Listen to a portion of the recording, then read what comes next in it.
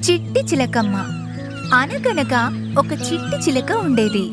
దానికి గూడు నుండి బయటికి వచ్చి ఆడుకోవడం అంటే చాలా ఇష్టం. అది ఎప్పుడూ తన తల్లిని అడిగేది, అమ్మా, నన్ను బయటికి తీసుకెళ్లి ఆడించు అమ్మా అని. తల్లి సమాధానంగా, నువ్వింకా చాలా చిన్న పిల్లవు, ఇప్పుడే బయటికి వెళ్ళకూడదు, ఇంట్లోనే ఉండు అని చెబుతూ గూడు లోపలే ఉంచేది. కొన్ని రోజులు గడిచిపోయాయి. చిట్టి రెక్కలు వచ్చాయి. చిట్టి చిలుక నెమ్మదిగా ఎగరడం నేర్చుకుంది.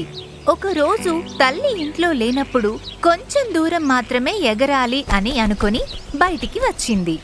ఎగురుతుండగా అకస్మాత్తుగా కింద పడిపోయింది. చిట్టి చిలుక లేచి ఎగరడానికి ప్రయత్నించింది, కానీ కాలేదు. భయంతో అమ్మా అమ్మా అంటూ గట్టిగా అరిచింది. అప్పుడు బయట ఏదో శబ్దం విని అదే చెట్టు తొర్రలో ఉన్న ఒక పెద్ద కప్ప బయటికి వచ్చింది. మనసులో, నాకీరోజు మంచి విందు దొరికింది అని మనసులో అనుకుని చిట్టి చిలకను చూసి, అయ్యో, ఏమైంది చిలుకమ్మా అని అమాయకంగా దగ్గరికి వచ్చి అడిగింది. చిట్టి చిలక ఏడుస్తూ అమ్మా అమ్మా అని గట్టిగా పిలుస్తుంది. కప్ప చిట్టి చిలుకతో అమాయకంగా నటిస్తూ, ఏమైంది, భయపడకు, నీకు నేనున్నానుగా, మీ అమ్మ వచ్చాక నిన్ను తీసుకుపోతుందిలే, అప్పటి వరకు నా ఇంట్లోనే ఉండు అని చిలుకను నమ్మించింది. చిట్టి చిలక సరే అని చెట్టు తొర్రలో ఉన్న ఆ పెద్ద కప్ప ఇంట్లోకి వెళ్ళింది. అక్కడ అప్పటికే ఆకలితో ఎదురు చూస్తున్న ఒక పాము చెట్టు తొర్రలో కప్ప కోసం ఎదురు చూస్తూ, ఇవాళ నాకు ఎవరైనా దొరుకుతారా అని ఆలోచిస్తుంది. అంతలో కప్ప ప్రేమగా, రా, లోపలికి రా అంటూ చిట్టి చిలుకను లోపలికి తీసుకువెళ్ళింది. చిట్టి చిలుకకు అమ్మ మాటలు గుర్తుకొచ్చాయి. నువ్వు చిన్న పిల్లవు, ఇప్పుడే బయటికి వెళ్ళకూడదు, బయటి ప్రపంచం నిన్ను బ్రతకనివ్వదు అని. కానీ భయంతో లొంగిపోవలసి వచ్చింది. ఆ పెద్ద కప్ప చిట్టి చిలుకను మింగేయడానికి సిద్ధమయ్యింది. అప్పటికే లోపల ఆహారం కోసం ఎదురు చూస్తున్న పాము, ఆహా, ఈరోజు ఎంత అదృష్టం అని చిట్టి చిలుకను, కప్పను మింగేయడానికి నోరు తెరిచింది. చిట్టి చిలుక భయంతో, బాధతో బయటికి ఎగరడానికి ప్రయత్నిస్తుంది.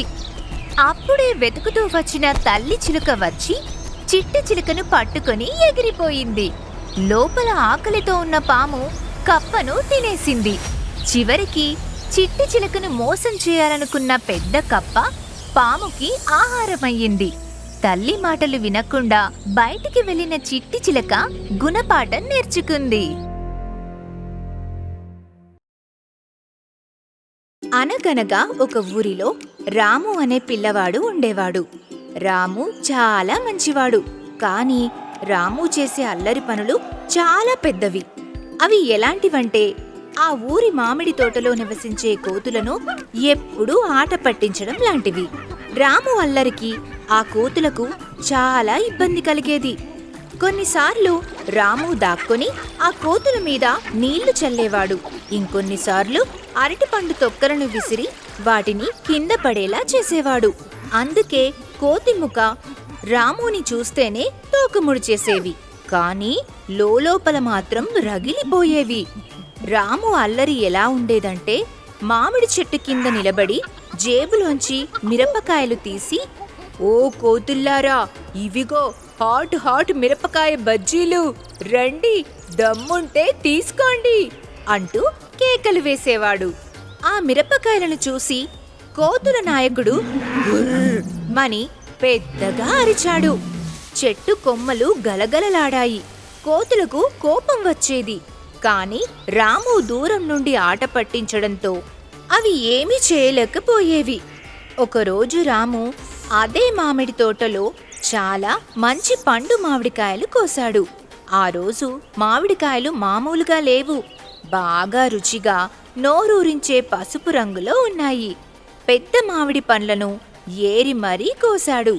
ఒక పెద్ద సంచి నిండా నింపుకొని దాన్ని వీపు మీద వేసుకొని ఇంటికి బయలుదేరాడు. ఈ పండ్లు తింటే స్వర్గమే. నా పండ్లను దొంగిలించడానికి ఏ కోతికి ధైర్యం లేదు. హాహాహాహా! నేను స్పీడ్ రామును.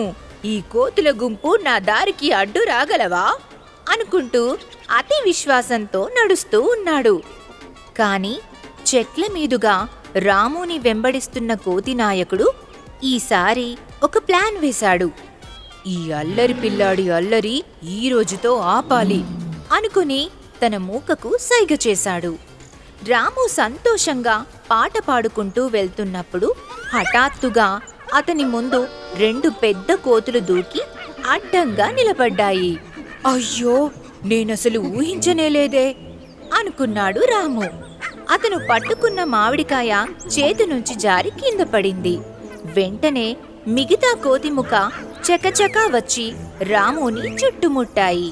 అప్పుడొక కోతి రాము వీపు మీదున్న సంచిని మెరుపు వేగంతో లాగడానికి ప్రయత్నించింది. రాము వెంటనే తన వీపు మీద ఉన్న మామిడికాయల సంచిని గట్టిగా పట్టుకున్నాడు. వదలండిరా నా మామిడికాయలు అని అరిచాడు. మరో కోతి వెనుక నుండి వచ్చి అతని జుట్టు పట్టుకొని గట్టిగా లాగింది. రాము నొప్పిగా అరిచాడు.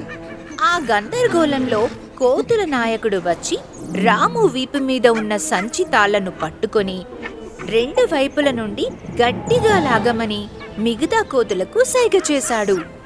కోతులు మొత్తం కలిసి లాగుతుంటే ట్రర్ అనే పెద్ద శబ్దంతో సంచి పూర్తిగా చిరిగిపోయింది. మామిడికాయలన్నీ కింద దొర్లుకుంటూ పడిపోయాయి.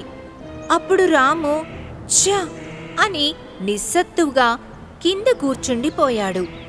మామిడికాయలన్నీ పడిపోగానే కోతిముఖ వెంటనే వాటిని పట్టుకొని మళ్ళీ చెట్లపైకి ఎక్కి నవ్వడం మొదలుపెట్టాయి. అని నవ్వుతూ ఉన్నాయి. కోతుల నాయకుడు చెట్టు మీద నుండి ఒకే ఒక మామిడికాయని కింద పడేసి, ఇదిగో నీకు ట్రీట్ అన్నట్టుగా రాము వైపు చూసి నవ్వి నాలుక బయటికి చాచి వెక్కిరించింది. రాముకి కోపం కన్నా కోతిముఖ చేసిన అల్లరికి నవ్వొచ్చింది. అవును, నేను అల్లరి చేస్తే వాళ్ళు ప్రతీకారం తీర్చుకున్నారు. నేను మంచి గుణపాఠం నేర్చుకున్నాను అనుకున్నాడు రాము. ఆ రోజు నుంచి రాము కోతులను ఆట పట్టించడం మానేశాడు. కోతులకు రాము అల్లరి చేయడం మానేయడంతో వాటికి కూడా అతని మీద కోపం పోయింది. ఒకరోజు రాము వాటికి మంచినీరు, అరటి పండ్లు ఇవ్వడం మొదలుపెట్టాడు. అలా స్నేహం మొదలయ్యింది. ఇప్పుడు తోటలో రాము మామిడికాయలు కోసినప్పుడు వాటిలో కొన్ని కోతులకు కూడా ఇస్తున్నాడు. అలా అల్లరి రాము, కోతిముఖ మంచి స్నేహితులుగా మారిపోయారు. ఈ కథలో నీతేంటంటే, మనం ఇతరులను ఆట పట్టిస్తే వారు మనకు బుద్ధి చెప్పగలరు. అందరితో స్నేహంగా, మర్యాదగా ఉంటేనే సంతోషంగా ఉంటాము. అనగనగా ఒక సముద్రం పక్కన అందమైన ఇసుక బీచ్ ఉండేది. ఆ బీచ్లో బోలెడని సముద్రపు జీవులు ఉండేవి. అక్కడ ఎర్రని అందమైన పీత, తెల్లని ఒక నెమ్మదైన నత్త ఉండేవి. పీత చాలా వేగంగా అటూ ఇటూ పరిగెత్తేది. ఎప్పుడూ తన వేగాన్ని చూసి గర్వపడుతూ ఉండేది. నత్త మాత్రం చాలా మెల్లగా, నెమ్మదిగా పాకుతూ పోయేది. ఒకరోజు పీత నత్తను చూసి నవ్వింది. ఓ నత్తా, నువ్వు ఎంత నెమ్మదిగా ఉన్నావ్! నాతో పందెం కాస్తావా? ఎవరు గెలుస్తారో చూద్దాం అని అంది. పీత వెంటనే ఆ పందెం ఏమిటంటే పరుగు పందెం. ఎక్కడ్నుండి ఎక్కడి వరకో నువ్వే నిర్ణయించుకో అని అంది. నత్త కొద్దిసేపు ఆలోచించింది. సరే, పందెం కడదాం. బీచ్ చివరలో ఉన్న పెద్ద బండరాయి వరకు. ఎవరు ముందు చేరుకుంటారో చూద్దాం అని నత్త ఒప్పుకుంది. పీత గట్టిగా నవ్వింది. నువ్వు నన్ను గెలవడం అసాధ్యం. కానీ సరే, సిద్ధంగా ఉండు అంది. పందెం మొదలయింది. పీత జుమ్ అంటూ తన 10 కాళ్లతో వేగంగా పరిగెత్తింది. నత్త మాత్రం నెమ్మదిగా దాని తెల్లని గుళ్ళను మోస్తూ మెల్లగా పాకడం మొదలుపెట్టింది. పీత కొద్ది దూరం వెళ్ళి వెనక్కి తిరిగి చూసింది. నత్త ఇంకా మొదలుపెట్టిన చోటే చాలా నెమ్మదిగా పాకుతుంది. అయ్యో!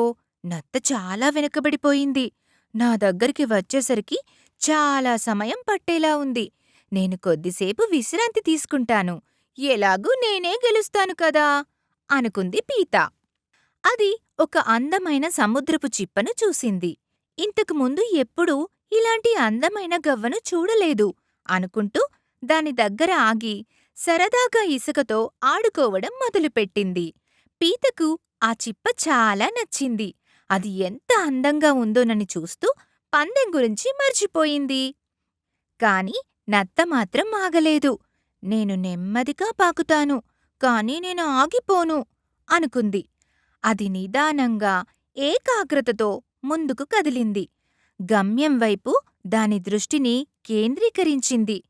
పీత ఆడుకుంటూ ఆడుకుంటూ హఠాత్తుగా పందెం గుర్తు చేసుకుంది. వెనక్కి తిరిగి చూస్తే నత్త కనిపించలేదు. వెంటనే పరిగెత్తింది. కాని అప్పటికే నత్త బండరాయి దగ్గరికి చేరుకుంది. ఓయ్ మిత్రమా, ఎవరక్కడా అని చిన్నగా అరిచింది. నత్త అప్పటికే బండపైకి ఎక్కి గెలిచినందుకు నవ్వుతుంది. పీత ఆశ్చర్యపోయింది. నువ్వెలా గెలిచావు? నేను నీకన్నా చాలా వేగంగా పరిగెత్తాను కదా అంది. నత్త మెల్లగా ఇలా చెప్పింది. నువ్వు వేగంగా పరిగెత్తావు, కానీ నువ్వు ఆగిపోయావు. పందెం గురించి మర్చిపోయావు.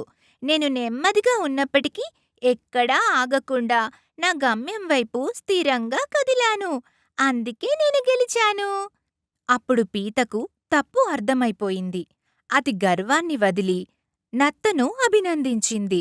నీతి: తొందరపాటు కన్నా నిదానం, పట్టుదల ముఖ్యం. గర్వం పనికిరాదు, నిరంతర కృషి విజయాన్ని అందిస్తుంది. అనగనగా ఒక ఊరి చివర ఒక చిన్న చెరువుండేది. ఆ చెరువులో ఒక కప్ప జీవిస్తూ ఉండేది. అది ఎప్పుడూ పాటలు పాడుతూ నీటిలో తేలుతూ ఆనందంగా ఉండేది. కానీ ఆ ఏడాది వేసవిలో ఎండ బాగా ఎక్కువైంది. దాంతో చెరువులో నీరంతా ఆవిరైపోయింది. చెరువు పొడిగా మారింది. ఆ కప్ప చుట్టూ చూస్తూ, అయ్యో, చెరువులో నీరంతా మాయమైపోయింది. ఇప్పుడు నేను ఎలా జీవించాలి? నా కోసం ఎవరైనా వర్షాన్ని రప్పించొచ్చుగా అని బాధపడుతూ ఉంది. ఇంతలో దాని పక్కనే ఉన్న చీమ మాట్లాడుతూ, ఇంత ఎండలో నీకోసం ఎవరు వర్షం తెస్తారా? ఇక ఇక్కడ నువ్వు బతకడం కష్టమే. చీమ మాటలు విన్న కప్ప గట్టిగా ఊపిరి తీసుకొని, నా కోసం ఎవరూ వర్షాన్ని తీసుకురావాల్సిన అవసరం లేదు, నేనే ఆ వర్షాన్ని పిలుస్తాను అని అంది. అప్పటినుంచి అది ప్రతిరోజు ఆకాశం వైపు చూసి వర్షాన్ని పిలవడం ప్రారంభించింది. అలా ఆ కప్ప ప్రతి ఉదయం చెరువు మధ్య నిలబడి వర్షం రావడం కోసం పాట పాడేది. దాని పాట చీమలకు, పిట్టలకు చాలా హాస్యంగా అనిపించింది. అవి కప్పని చూసి నవ్వుతూ, అరే, నువ్వు పాట పాడినంత మాత్రాన వర్షం వచ్చేస్తుందా? నువ్వేమైనా దేవుడివా అని అందరూ దాన్ని వెక్కిరించడం మొదలుపెట్టారు. అయినా కప్ప ఆ మాటలేమీ పట్టించుకోకుండా రోజుకో కొత్త పాట నేర్చుకొని మరీ పాడుతూ వర్షాన్ని పిలుస్తూనే ఉంది. కొన్ని రోజులకు చిన్ని చిన్ని పక్షి పిల్లలు ఆ కప్ప పాటకి చాలా సంతోషంగా ఫీల్ అయ్యేవి. ఇలా ఉండగా ఒకరోజు ఆకాశం గర్జించింది. ఒక చినుకు పడింది, తర్వాత మరిన్ని చినుకులు, తర్వాత భారీ వర్షం కురిసింది.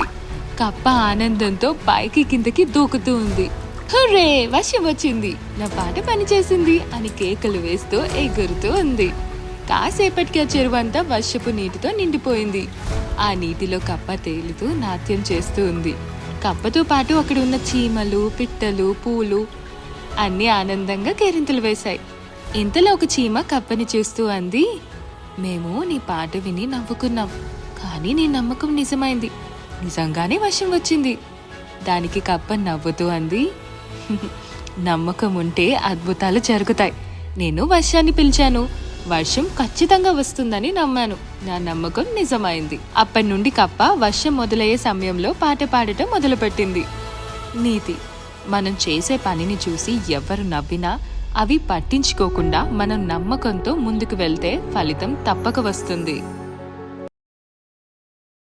ప్రొద్దుటూరు అనే ఊరిలో చంటి అనే ఒక అబ్బాయి ఉండేవాడు. అతనికి ఆడుకోవడం అంటే చాలా ఇష్టం. రాత్రి పగలు తేడా లేకుండా ఎప్పుడూ ఆడుకుంటూనే ఉండేవాడు. అమ్మ ప్రతిరోజు, చంటి, స్నానం చెయ్యి బాబూ అని చెప్పేది. కానీ చంటి మాత్రం వినకుండా బయటికి వెళ్లి తన స్నేహితులతో ఆడుకుంటూనే ఉండేవాడు. చంటికి రాజు అనే అత్యంత సన్నిహిత స్నేహితుడు ఉండేవాడు. ఇద్దరూ చేతులు పట్టుకొని పరుగులు తీసుకుంటూ ఆటలాడుతూ రోజంతా గడిపేవారు. అలా కొన్ని రోజులు స్నానం చెయ్యకుండానే చంటి గడిపేశాడు.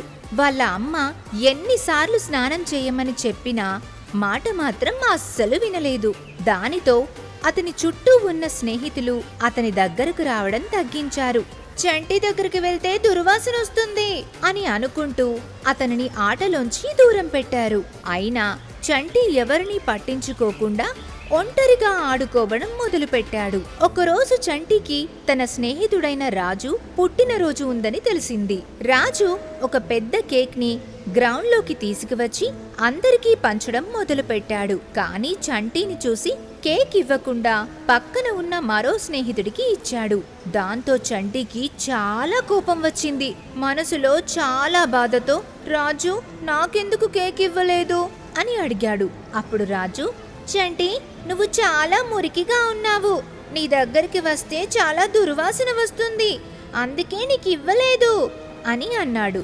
ఇది విన్న చంటి తన స్నేహితుడు అలా అనడంతో చాలా బాధపడ్డాడు. ఇంటికి వెళ్ళి వెంటనే స్నానం చేశాడు. స్నానం చేసి తల్లి దగ్గరికి వెళ్ళి గట్టిగా కౌగిలించుకున్నాడు. తల్లి శుభ్రంగా ఉన్న చంటిని చూసి సంతోషంగా ముద్దు పెట్టుకుంది. అప్పుడే చంటి స్నేహితుడు రాజు ఇంటికి వచ్చి చంటికి చాక్లెట్ ఇచ్చి, ఇప్పుడు నువ్వు చాలా బాగున్నావు, మనం రేపటి నుంచి ఆడుకుందాం అని అన్నాడు. ఆ రోజు నుంచి చంటి ప్రతిరోజు స్నానం చేసి శుభ్రంగా తయారై స్నేహితులతో ఆడుకోవడం మొదలుపెట్టాడు. అలా చంటి స్నానం చేయడం యొక్క ప్రాముఖ్యతను నేర్చుకున్నాడు. మరిన్ని ఇంట్రెస్టింగ్ అండ్ మోరల్ స్టోరీస్ కోసం ఇప్పుడే కిడ్స్ డయాస్ తెలుగు ఛానల్ ని సబ్స్క్రైబ్ చేసుకుని బెల్ ఐకాన్ ని క్లిక్ చేయండి. మరిన్ని కొత్త కథలను మిస్ అవ్వకుండా చూడండి.